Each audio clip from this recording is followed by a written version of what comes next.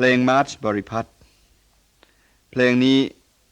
สมเด็จเจ้าฟ้าบริพัตรสุขุมพันธ์กรมพระนครสวรรค์วรพินิจได้ทรงพระนิพนธ์ขึ้นเมื่อครั้งทรงดำรงพระยศเป็นเสนาบดีกระทรวงทหารเรือในสมัยรัชกาลที่5บรรเลงโดยวงโยธวาทิตกองทัพเรือ